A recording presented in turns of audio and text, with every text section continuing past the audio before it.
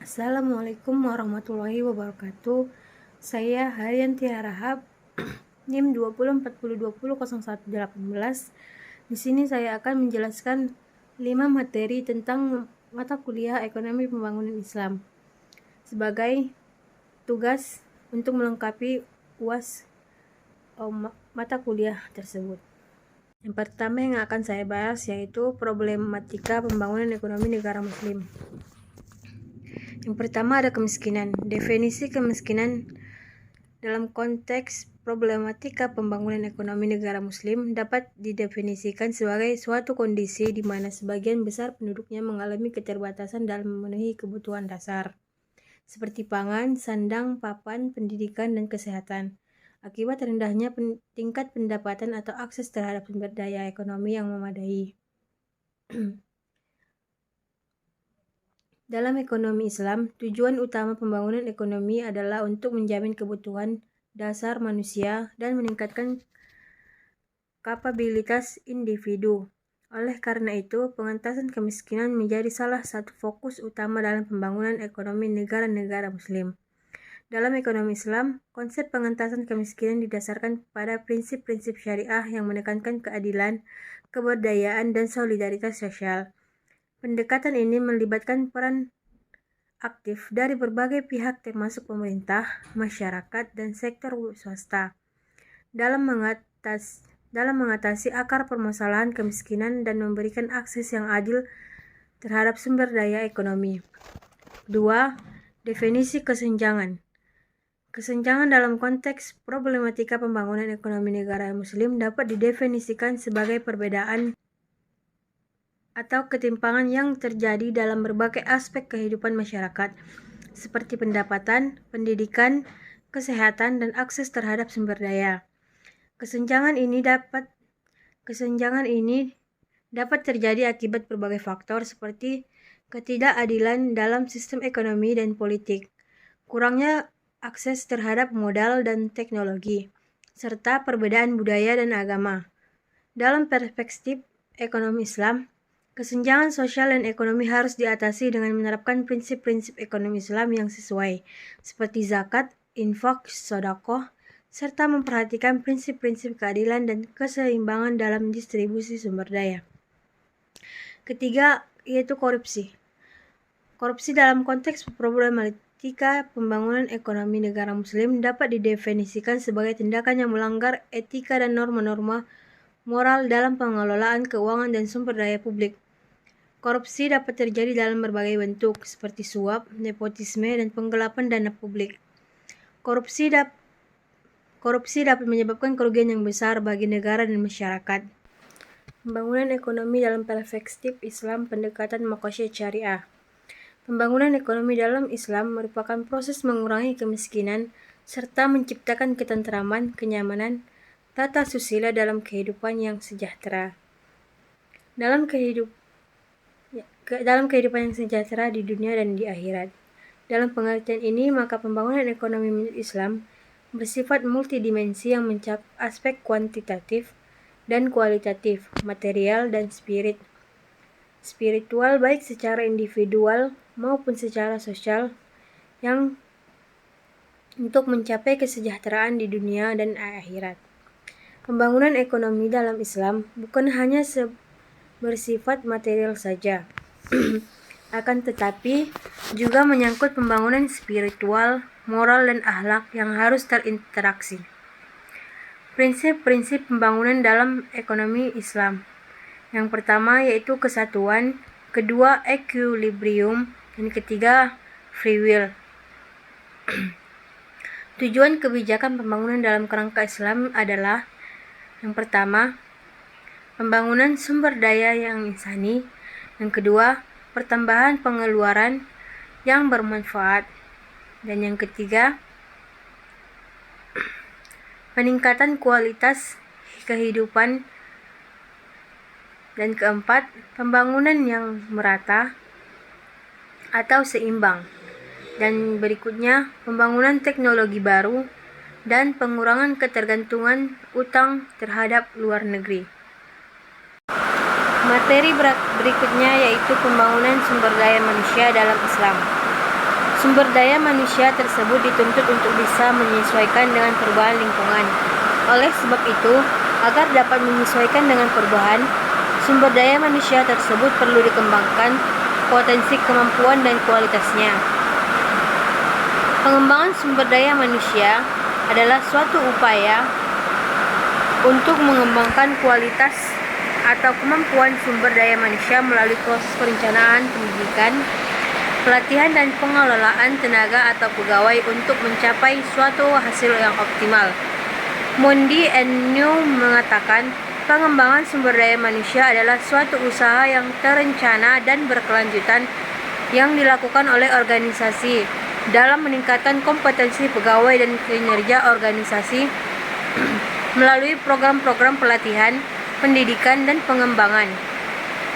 Prinsip-prinsip pembangunan sumber daya manusia.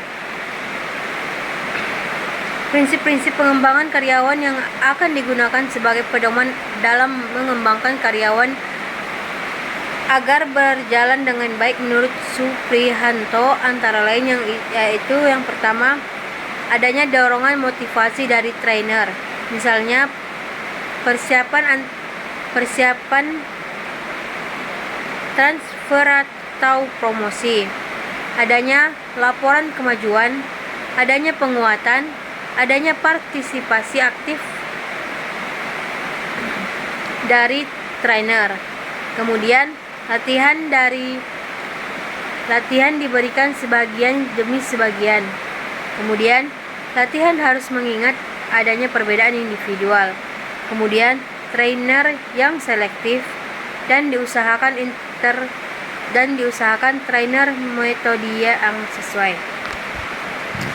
Yang selanjutnya yaitu tujuan pembangunan sumber daya manusia. Yang pertama, meningkatkan produktivitas kerja. Yang kedua, meminimalisir kerusakan. Yang ketiga, mencapai efisiensi. Yang keempat, mengurangi kecelakaan. Yang kelima, meningkatkan pelayanan. Dan keenam, memelihara moral dan meningkatkan kemampuan konseptual. Materi berikutnya yaitu kemiskinan dalam perspektif Islam. Kemiskinan merupakan suatu kondisi yang menyangkut ketidakmampuan seseorang atau kelompok masyarakat untuk memenuhi kebutuhan dasar hidupnya secara layak dan memadai. Definisi kemiskinan dalam perspektif Islam juga mengacu pada ketidakmampuan seseorang dalam memenuhi tuntutan kehidupan yang paling minimum, khususnya dari aspek pendapatan. Kemiskinan dapat dibedakan menjadi beberapa jenis, yaitu kemiskinan relatif dan kemiskinan absolut.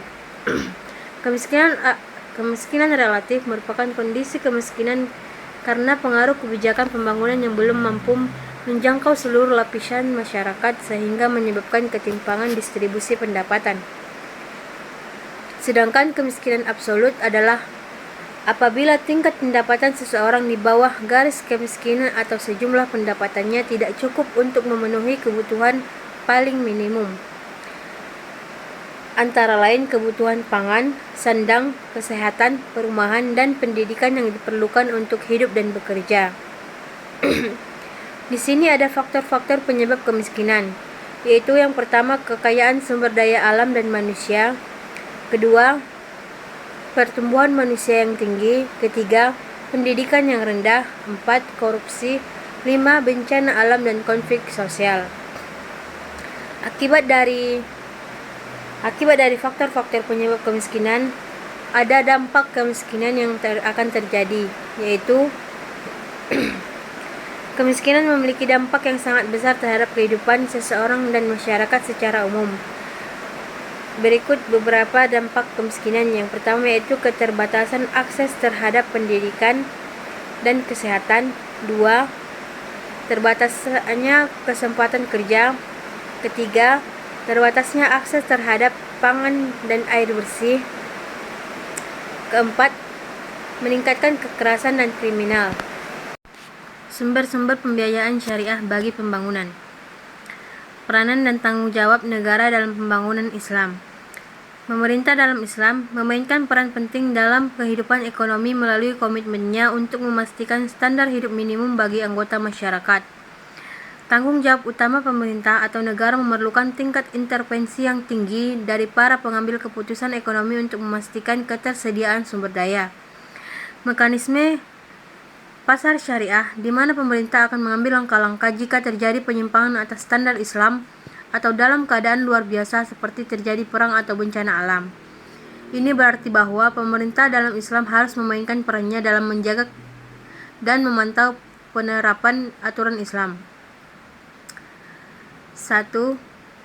Tanggung jawab pemerintah adalah menentukan persyaratan yang diperlukan bagi kegiatan ekonomi dan kehidupan sosial yang tepat, dengan cara memberikan insentif yang cukup bagi kehidupan individu untuk melakukan investasi atau mengalokasikan dana masyarakat untuk melakukan kegiatan ini.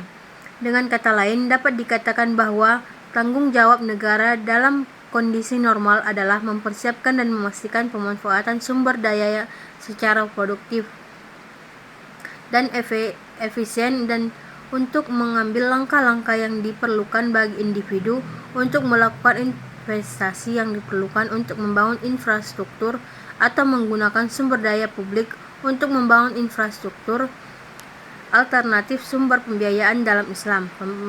Perkembangan ekonomi Islam mendorong sumber pembiayaan ikut mengalami perubahan. Salah satu yang mengalami perkembangan yang pesat adalah wakaf. Wakaf dapat dibedakan berdasarkan jangka waktu. Pertama, jangka uang abadi, yaitu wakaf yang diberikan bersifat selama atau permanen. Kedua, wakaf temporer, yaitu wakaf yang diberikan tidak permanen dan memiliki durasi tertentu. Pembiayaan pembangunan untuk mendukung UMKM. Di sini perbankan syariah harus mengambil peran dalam pembiayaan UMKM.